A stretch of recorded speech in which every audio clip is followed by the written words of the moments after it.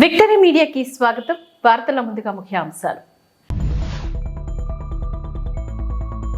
SC వర్గీకరణ మంచి ఆలోచన కాదు, మాజీ ఎంపీ చింతామోహన్ ఆగ్రహం.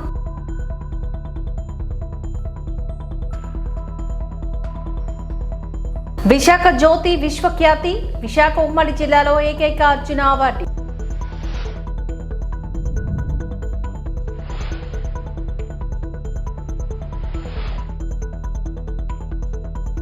కాలుష్యం పేరిట ఆర్టీసీని ప్రైవేటీకరణ చేయడం సరికాదు. ఏపీడీటీ స్టాఫ్ వర్కర్స్ ఫెడరేషన్ జిల్లా ప్రధాన కార్యదర్శి కె సీతాలక్ష్మి. ఎస్సీ వర్గీకరణ అనేది మంచి ఆలోచన కాదని సుప్రీంకోర్టు వ్యాఖ్యల్ని కూడా తాము ఖండిస్తున్నామని కాంగ్రెస్ పార్టీ మాజీ ఎంపీ చింతామోహన్ పేర్కొన్నారు. విశాఖ ప్రెస్ క్లబ్ లో ఆయన మీడియాతో మాట్లాడుతూ జనాభా లెక్కల కోసం ఉత్తరప్రదేశ్కి చెందిన ముక్కు మొహం తెలియని వ్యక్తితో ఏకసభ్య కమిషన్ వేయడం సరికాదని అన్నారు. అంటరానితనం అంటే తెలియని వ్యక్తి ఆయన అని విమర్శించారు. ఏ విధంగా గ్రామ సచివాలయంలో పనిచేస్తున్న సిబ్బందితో జనగణన చేపట్టడంపై ఆయన ఆగ్రహాన్ని వ్యక్తం చేశారు. ఆ లెక్కలకు విలువ ఉండదని అన్నారు. దేశంలోని ఉన్న సెన్సస్ ఇండియా చేయాల్సిన పనిని వారెలా చేస్తారని ప్రశ్నించారు. ఈవీఎంల ట్యాంపరింగ్ పైన తాము పోరాటం చేస్తామని, ఇటీవల హర్యానా, మహారాష్ట్రలోని అలాగే గెలిచారని విమర్శించారు. బ్యాలెట్ పేపర్తోనే ఎన్నికలు నిర్వహించాలని సూచించారు. రేపు వస్తున్నావంట విశాఖపట్నానికి, దీని గురించి స్పందించు. ఈ మాటలు లేకుండా వాళ్ళెవరో పేదోళ్ళు, ఎక్కడో ఐఏఎస్లు నలుగురు అయ్యారు కృష్ణా జిల్లాలో, దానికి ఎందుకు బాధ? వాడు కష్టపడ్డాడు, ఒక నర్సు చదివిచ్చింది ఒక ఆఫీసర్ని, ఆయన ఐఏఎస్ అయ్యాడు. ఐఏఎస్ కొడుకును నలుగురు ఐఏఎస్, దానికేందా వర్గీకరణ? దీని వెంటనే నేను ఆపాలని డిమాండ్ చేస్తున్నా చంద్రబాబు నాయుడిని. చాలు, రేపు వస్తున్నాడు ఆయన, స్పందించాలి వర్గీకరణ పైన. నువ్వు పోతావు, నేను వర్గీకరణ చేస్తాను, మాలా మాదిగలను సెపరేట్ చేస్తాను, యునైట్ చేయనని నువ్వు చెప్తే మేము రోడ్లపైకి వచ్చేస్తాం. రోడ్లపైకి వచ్చేదానికి పెద్ద టైం పట్టదు. నువ్వు అనుకుంటున్నావేమో అందరూ నేను చెప్పింది అంతా జరుగుతుందని. ఏమీ జరగదు. చాలా బాధతో ఉన్నారు, కన్నీటితో ఉన్నారు, క్రోధంగా ఉన్నారు. నేను తెలియజేస్తున్నా సున్నితంగా, వర్గీకరణ జోలికే రాబాల్. నువ్వెవరా? నీకు వాడివడో జడ్జిలు, వాళ్ళకి తలతిక్క జడ్జిమెంట్ అది. ఆ జడ్జిమెంట్లో ఏముంది అక్కడ? దాన్ని బట్టి ఈయనకు వేసేస్తున్నావు. తప్పు ఇది. దీన్ని నేను ఖండిస్తున్నాను. మరి అమిత్ షా ఆయన ఏం మాట్లాడతాడో ఆయనకే తెలీదు. పోయి అంబేద్కర్ని తిట్టడం ఎందుకయ్యా పార్లమెంట్లో? అంబేద్కర్ని తిడతారా? ఎంత గొప్పోడా అంబేద్కరు. అంబేద్కర్ గురించి చాలా ఉంది చెప్పాలంటే, నేను ప్రస్తుతానికి చెప్పటం లేదు. అంబేద్కర్ని ఎందుకు విమర్శిస్తావయ్యా అమిత్ షా? నువ్వు విమర్శించావు, క్షమాపణలు అడగాలి కదా. దేశంలో ఉన్నటువంటి ప్రజలందరూ దాదాపు కోట్లాది మంది బాధపడుతున్నారు. భారతీయ జనతా పార్టీ ఇదేనా? ఇందుక మీరు పార్టీ పెట్టుకుంది? అంబేద్కర్ని తిట్టేదానికే ఎందుకు తిడుతున్నారా? అంబేద్కర్ చేసిన పాపం ఏంటా? ఏం పాపం చేశాడు అంబేద్కర్? ఎందుకు అంబేద్కర్ని తిట్టాల్సి వచ్చింది అమిత్ షా? ఈరోజు భారత రాజ్యాంగాన్ని, మరి అంబేద్కర్ రాజ్యాంగాన్ని అమిత్ షా రాజ్యాంగంగా మార్చుకుంటున్నారు. ఈరోజు ఈవీఎంలు అనుమానమే లేదు, ట్యాంపరింగ్ చేస్తున్నారు, మారుస్తున్నారు. వాళ్ళు ఎక్కడ అవసరం ఆడ మార్చుకుంటున్నారు ఈవీఎంలు. మొన్న ఒక ఆయన చెప్పాడు, ప్రపంచంలో కోటీశ్వరుడు అనుకుంటే ఏదైనా ఎథిక్స్ లేవు భారతీయ జనతా పార్టీకి. ఇప్పుడు సునీత విలియమ్స్ అక్కడెక్కడో చంద్రమండలంలో ఉంటే ఇక్కడ నుంచి రిమోట్తో మేనేజ్ చేస్తున్నారు. అటువంటిది ఈవీఎంలు మేనేజ్ చేయడం పెద్ద కష్టం కాదు. టెక్నాలజీ బాగా మారిపోయింది. ఈవీఎంలు ట్యాంపరింగ్తోనే ఆంధ్రప్రదేశ్ రాష్ట్రంలో కూడా ప్రభుత్వం ఏర్పడింది, కేంద్రంలో కూడా ఏర్పడింది అని నేను తెలియజేస్తున్నా. ఈవీఎం విధానమే వద్దు, దొంగ విధానం. తెలుసో తెలియకో తీసుకొచ్చారు. దీన్ని ఆపేయండి. అమెరికా విధానం, అమెరికాలోనే అంత పెద్ద టెక్నాలజీ ఉన్న అమెరికాలోనే లేదు. బ్యాలెట్ విధానానికి పోవాల్సిన అవసరం ఉందని నేను తెలియజేస్తూ, ఇంకా ఎన్నో విషయాలు ఉన్నాయి, కానీ ఈ 2 విషయాలకే నేను ఈరోజు ఆపుతున్నాను. మరి చివరిలో ఒక్క విషయం గురించి చెప్పాలనుకుంటున్నాను. జర్నలిస్టుల గురించి. మీరు కష్టపడుతున్నారు పొద్దున్న నుంచి సాయంకాలం దాకా, మీకు వచ్చే జీతాలు చాలా తక్కువ. ఇళ్లలో కష్టాలు ఎక్కువ. కనీసం ఇళ్ళు కట్టుకోండి. తిరుపతిలో మేమందరం మా జర్నలిస్టులకు మేము ఇల్లు కట్టించాం. అందరూ లక్షాధికారులు, కొంతమంది కోటీశ్వరులు కూడా అయ్యారు, కారుల్లో ఉన్నారు. నేను ఈ దఫా విశాఖపట్నం వచ్చే లోపల నాకు ఒక అర్జీ మీరు కానీ మొన్న విజయవాడలో కూడా ఇదే చెప్పాను. మీరు ఒక అర్జీ రాసిస్తే నేను తలా 5. అర్జున అవార్డు గ్రహీత జ్యోతి అత్యంత వేగవంతమైన స్ప్రింటర్గా గుర్తింపు పొందడమే కాకుండా ఒలింపిక్స్ 100 మీటర్ల హార్డిల్స్ లో పాల్గొన్న తొలి భారత అథ్లెటిక్ గా రికార్డు నెలకొల్పింది. విశాఖ నగరానికి చెందిన జ్యోతి ఎర్రాజీ కేంద్ర ప్రభుత్వం అర్జున అవార్డుతో జ్యోతిని గౌరవించనుంది. నిరుపేద కుటుంబంలో పుట్టి తాను పెట్టుకున్న లక్ష్యం దిశగా అడుగులు వేస్తూ ఎందరికో మార్గదర్శిగా నిలిచింది.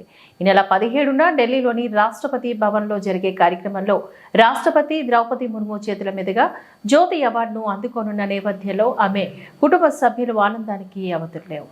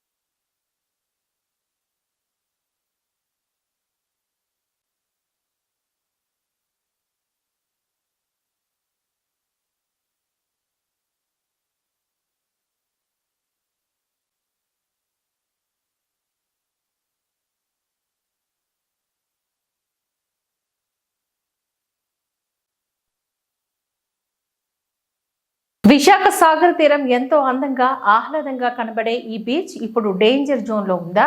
రోజు రోజుకి మారుతున్న వాతావరణ పరిస్థితులు, సముద్రం అల్లకొల్లలంగా మారడం వైజాగ్ ని డేంజర్ బెల్స్ లోకి నెడుతుందా? తాజాగా మరొకసారి గురువారం తెల్లవారుజామున ఏర్పడిన కోత చూస్తే అవుననే సమాధానం వినిపిస్తోంది. వైజాగ్ ఆర్కే బీచ్ సమీపంలో గల గోకుల్ పార్క్ అలల ఉధృతికి తీవ్రంగా కోతకు గురైంది. దీంతో విశాఖ వాసులు భయాందోళనకు గురవుతున్నారు.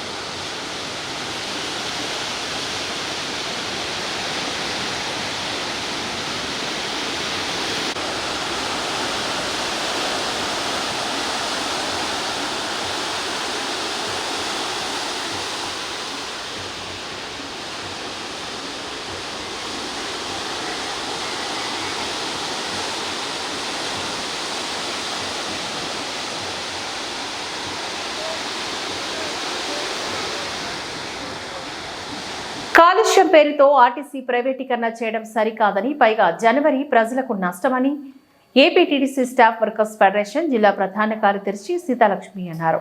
విశాఖలోని సిఐటియు కార్యాలయంలో పత్రికా సమావేశాన్ని నిర్వహించారు. సమావేశంలో ఆమె ఈ సందర్భంగా మాట్లాడుతూ వాతావరణ కాలుష్యం పేరుతో 2029 సంవత్సరానికి గాను ఆర్టీసీలో ప్రస్తుతం ఉన్న బస్సుల స్థానంలో 100% ప్రైవేటు విద్యుత్ బస్సులను ప్రవేశపెట్టడానికి జీవో 88 ద్వారా ప్రణాళికలు సిద్ధం చేస్తున్నారని అన్నారు. దానిలో భాగంగా పిఎంయు బస్సు స్కీమ్ ద్వారా రాష్ట్రంలో 11 నగరాలలోని 760 విద్యుత్ బస్సులు ప్రవేశపెట్టనున్నారంటూ వెల్లడించారు. దీనివల్ల కార్పొరేటర్లకు లాభాలు, ప్రజలకు భారాలు మిగులుతాయని తెలిపారు. ఫలితంగా 16,000 పర్మనెంట్ ఉద్యోగుల భవిష్యత్తు ప్రశ్నార్థకం అవుతుందని చెప్పారు. దేశంలోని వాతావరణ కాలుష్యంలో ఆర్టీసీ బస్సుల వాటా కేవలం 0.2% మాత్రమేనని, ఆర్టీసీలో విద్యుత్ బస్సులు పెట్టినంత మాత్రాన వాతావరణ కాలుష్యం 12 నివారణ నియంత్రించగలమా అంటూ ప్రశ్నించారు. చేయాలని చెప్పేసి ఎలక్ట్రికల్ బస్సులు కానీ వచ్చినట్లయితే కాలుష్య నివారణ అవుతుంది కాబట్టి అందరూ కూడా బాగుంటుంది అని చెప్పేసి ఉద్దేశంతో ఆ బస్సులు తీసుకురావడానికి ఒక పథకం ప్రవేశపెట్టారు. దీనివల్ల సుమారుగా ఆర్టీసీకి ఇప్పటికి 11,000 బస్సులు ఆర్టీసీలో ఉన్నాయి. 2,600 బస్సులు హైర్ బస్సులు ఉన్నాయి. ఎలక్ట్రికల్ బస్సులు ఒక 100 బస్సులు ఆల్రెడీ వచ్చున్నాయి. కాబట్టి ఈ ఒక ఎలక్ట్రికల్ బస్సు తయారవడానికి రావడానికి 2 కోట్ల రూపాయలు ఖర్చు అవుతుంది. ఈ 2 కోట్ల రూపాయలు బస్సు అదేగానే ఆర్టీసీలో సూపర్ డీలక్స్ బస్సు కానీ పెట్టినట్టయితే 5 బస్సులు వస్తాయి. అలాగే ఆల్ట్రా డీలక్స్ బస్సులు పెట్టినట్టయితే 8 బస్సులు వస్తాయి. దీనివల్ల ఆర్టీసీలో చాలా నైపుణ్యం కలిగినటువంటి డ్రైవర్లు ఉన్నారు. ఈరోజు కాలుష్య నివారణ అని చెప్పేసి ప్రభుత్వం ఏది చెప్తుందో ఈ కాలుష్య నివారణ అనేది 25% అన్ని రకాల వెహికల్స్ వల్ల వస్తుంది. కానీ ఆర్టీసీ తీసుకుంటే 0.029 అయినటువంటి ఇది కాలుష్యం ఇదే ఉంది. అంటే దీనివల్ల ఆర్టీసీలో ఉన్నటువంటి డ్రైవర్లు ఎంత నైపుణ్యంగానే తన తాలూకా వెహికల్ని చక్కగా నడుపుతున్నారనేది ఇదొక ఇది. అదేగా ఏపీఎస్ఆర్టీసీ గిన్నిస్ బుక్ రికార్డులు ఎక్కింది. ఆ రోజు ఆర్టీసీ మోనోపోలీగా ఉండడం వల్ల ఆ రోజు ఉన్నటువంటి ప్రభుత్వాలు కానీ చాలా పెద్ద పెద్ద కాంప్లెక్స్లు విజయవాడలో కానీ హైదరాబాద్లో కానీ అన్ని దగ్గర రకరకాల తిరుపతిలో కానీ పెద్ద పెద్ద కాంప్లెక్స్లు కట్టడం జరిగింది. కానీ ఈరోజు ఎలక్ట్రికల్ బస్సులు ప్రైవేట్ వాళ్ళకి ఇవ్వడం వల్ల, ప్రైవేట్ ఆపరేటర్ ఉండడం వల్ల కండక్టర్ ప్రైవేట్ వాడు, డ్రైవరు ప్రైవేట్ వాడు, ఆ తర్వాత అన్నట్టు ఓనర్ ఎవరైతే ఉన్నారో అయినా కూడా ప్రైవేట్. కాబట్టి ఈ వచ్చినటువంటి ఇన్కమ్ సోర్సెస్ ఏవైతే ఉన్నాయో అవన్నీ కూడా ప్రైవేట్ వ్యక్తుల చేతుల్లోకి వెళ్ళిపోతాయి. ఆర్టీసీ తిప్పడం వల్ల ఆర్టీసీకి అనేక లాభాలు రావడం వల్ల కొత్త బస్సులు కొనేటువంటి అవకాశం ఉంటుంది, కొత్త రిక్రూట్మెంట్ చేయడానికి అవకాశం ఉంటుంది. ఏదైతే ఈరోజు ఆర్టీసీలో ఉన్నటువంటి ఉద్యోగులు ఉన్నారో 2029 కల్లా సుమారుగా చాలామంది 4,700 మంది ఉద్యోగస్తులు ఉంటే లాస్ట్కి 47,000 మంది ఉద్యోగస్తులు ఉంటే రేపు 2029 కల్లా 40,000 మంది మాత్రం మిగులుతున్నారు. కాబట్టి ఏదైతే గవర్నమెంట్ జనవరి 8వ తేదీన ప్రధానమంత్రి నరేంద్ర మోడీ అనకాపల్లి జిల్లా వస్తున్నారని తెలియజేశారు. ఈ కార్యక్రమంలోని ప్రధానమంత్రి మోడీ ఎలమంచిలి నియోజకవర్గ అచ్యుతాపురం, పాయిక్రావుపేట నియోజకవర్గం నక్కలపల్లి కంపెనీలకు శంకుస్థాపన చేస్తారు అంటూ తెలియజేశారు. ఎన్నికల్లో ఇచ్చిన హామీ మేరకు అనకాపల్లి జిల్లాను అభివృద్ధి పదంలో నడిపించడమే తన ధ్యేయమని అన్నారు. తుని, నర్సీపట్నం, మాడుగుల మీదుగా కొత్తగా హైవే ఏర్పాటుకు ఆలోచన చేస్తున్నామని, దీనివల్ల ఆ ఏరియా పారిశ్రామికంగా అభివృద్ధి చెందుతుందని అన్నారు. ఈ కార్యక్రమంలోని Yelamanchili MLA Sundarapu Vijay Kumar, Madugula MLA Bandaru Satyanarayana Murthy, Telugu Desam party నాయకులు పీలా గోవింద్, సత్యనారాయణ, దాడి రత్నాకర్ తదితరులు ఈ కార్యక్రమంలో పాల్గొన్నారు. వాళ్ళు చూపిస్తున్నారు. అక్కడ ఇండస్ట్రీస్ డెవలప్మెంట్ అయితే ఎంప్లాయ్మెంట్ జనరేషన్ వస్తుంది. ఈ అనకాపల్లిలో ఏదైతే ఎలక్షన్లో చెప్పామో ముఖ్యంగా యువత ఎక్కువ ఉన్నారు, వారికి ఉపాధి అవకాశాలు కల్పించాలని చాలామంది ఇండస్ట్రీస్కు ఇక్కడ ఇంట్రెస్ట్ చూపిస్తున్నారు. ఎందుకంటే కూటమి ప్రభుత్వంలో ఈ పరిశ్రమలు పెట్టేదానికి మంచి వాతావరణం ఉంది. అటు కేంద్ర ప్రభుత్వం ప్రధానమంత్రి నరేంద్ర మోడీ గారి మద్దతుతో, ఇటు చంద్రబాబు నాయుడు గారు, పవన్ కళ్యాణ్ గారి ఆశీస్సులతో ఇక్కడ మంచి వాతావరణంలో ఇండస్ట్రీస్ చూసడానికి అవకాశం ఉన్నాయి. ఇప్పుడు ఆర్సీ లిమిట్లు కూడా త్వరలో ఫౌండేషన్కు దగ్గర రోజులు వచ్చాయి. అన్ని పర్మిషన్స్ కోసం తీసుకుంటున్నారు. అది కూడా దాదాపు ఫస్ట్ ఫేజ్లో 80,000 కోట్లు, సెకండ్ ఫేజ్లో ఇంకొక 80,000 కోట్లు. దాదాపు 2 లక్షల పైచిలకు ఇప్పటికే అనకాపల్లి పార్లమెంటరీ కాన్స్టిట్యూన్సీలో పెట్టుబడులు వస్తున్నాయి. ఒక 70-80 మందికి ఎంప్లాయ్మెంట్ వచ్చేదానికి అవకాశాలు ఉన్నాయి, డైరెక్ట్ కానీ ఇండైరెక్ట్ కానీ. అదే కాకుండా ఇక్కడ రోడ్లు ఏ విధంగా డెవలప్ చేసుకోవాలి, రైల్వే లైన్స్ ఏ విధంగా డెవలప్ చేసుకోవాలి. సంవత్సరం శుభాకాంక్షలు. ఈరోజు కలెక్టర్ ఆఫీస్లో అధికారులు, ప్రజాప్రతినిధులందరూ కూడా కలిసి రేపు 8వ తారీఖు జరగబోయే ప్రధానమంత్రి ప్రోగ్రాం ఎలా చేయాలి, ఏం చేయాలి, ఏ జాగ్రత్తలు తీసుకోవాలి. ఎందుకంటే ఈ కూటమి ప్రభుత్వం ఏర్పాటైన తర్వాత మొట్టమొదటిసారిగా ప్రధానమంత్రి గారు ఆంధ్రప్రదేశ్ వస్తున్నారు.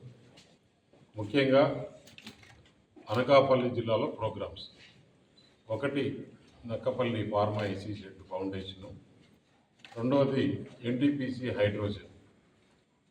ఎన్టీపీసీ హైడ్రోజన్ అనేది దాదాపు మొదటి ఫేజ్లో 80,000 కోట్లు, రెండో ఫేజ్లో ఇంకొక 80,000 కోట్లు. అలాగే ఫార్మా ఐసీజెడ్ అంటే మనం ఎస్పీజెడ్ ఇన్ఫ్రాస్ట్రక్చర్ కేంద్ర ప్రభుత్వం దాదాపు 2,000 కోట్లతో ఇన్ఫ్రాస్ట్రక్చర్ చేస్తుంది. ఆ ఇన్ఫ్రాస్ట్రక్చర్ అయిన తర్వాత ప్రపంచంలో ఉండే ఫార్మా ఆంధ్రప్రదేశ్ ఐక్య ఉపాధ్యాయ ఫెడరేషన్ యూటీఎఫ్ స్వర్ణోత్సవ మహాసభలు కాకినాడ నగరంలో పిఆర్ డిగ్రీ కళాశాల ప్రాంగణంలో జరుగుతున్నాయని యూటీఎఫ్ రాష్ట్ర అధ్యక్షుడు ఎన్ వెంకటేశ్వర్లు తెలిపారు.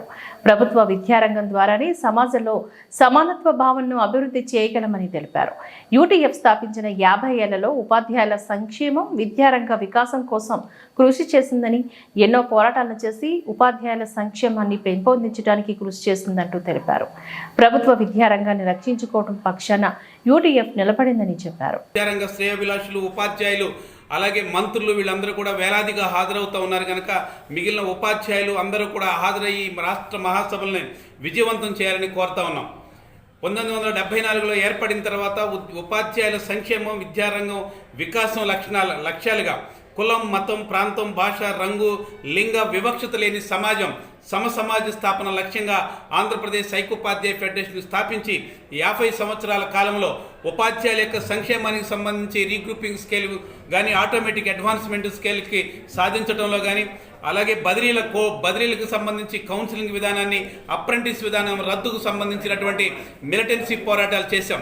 ఈ రాష్ట్రంలో జరిగిన ప్రతి పోరాటంలోనూ ఉపాధ్యాయులు అనుభవిస్తున్నటువంటి అన్ని హక్కులను యూటీఎఫ్ అగ్రభాగాన ముందుండి ఈ రోజున పెద్ద ఎత్తున కృషి చేసేటువంటి ప్రయత్నం చేస్తూ ఉంది. ఈ కోణంలోనే భవిష్యత్తులో ప్రభుత్వ విద్యారంగాన్ని కాపాడుకోవాలనేది ఆంధ్రప్రదేశ్ ఐక్యోపాధ్యాయ ఫెడరేషన్ లక్ష్యంగా ఈ రాష్ట్ర మహాసభల్లో ముందుకు పోతా ఉన్నాం. గత ప్రభుత్వం 117 జీవోని తీసుకొచ్చి సాల్ట్ పథకంలో ప్రపంచ బ్యాంక్ అప్పు పేరుతో తీసుకొచ్చినటువంటి పథకాల వల్ల ప్రాథమిక విద్యా వ్యవస్థ మొత్తం కూడా విచ్ఛిన్నమైంది కనుక ప్రాథమిక పాఠశాలను రక్షించుకోవడం అనేటువంటి మొదటి కర్తవ్యంగా ఈ రాష్ట్ర మహాసభలు నిర్వహిస్తూ ఉన్నాం. అలాగే ఈరోజు భారతదేశంలో రాజ్యాంగం 1950 జనవరి 26న అమల్లోకి వచ్చినటువంటి రాజ్యాంగం లౌకికత్వాన్ని, సమానత్వమైనటువంటి భావాన్ని ఈరోజు ముందుకు తీసుకెళ్లేటువంటి రాజ్యాంగాన్ని పరిరక్షించుకునేటువంటి ప్రయత్నం కూడా ఈరోజు చేయాలనేటువంటిది.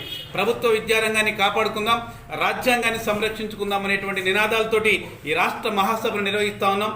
రాష్ట్ర మహాసభలకి మొదటి రోజు ప్రారంభకులుగా గౌరవ ముఖ్యమంత్రి గారు నారా చంద్రబాబు నాయుడు గారు వస్తారని హామీ ఇచ్చారు. వారు వస్తారని ఆశిస్తూ ఉన్నాం. అలాగే విద్యాశాఖ మంత్రి గారు నారా లోకేష్ గారు కూడా విద్యా సదస్సుకు సంబంధించి వస్తూ ఉన్నారు. కేరళ నుంచి విద్యా ప్రముఖులు, అలాగే తమిళనాడు, ఢిల్లీకి సంబంధించినటువంటి విద్యా ప్రముఖులు కూడా హాజరవుతున్నారు. గౌరవ ఎమ్మెల్సీలు, అలాగే సాహితీ రంగానికి సంబంధించి, మహిళా రంగానికి సంబంధించిన సదస్సులు కూడా జరుగుతూ ఉన్నాయి.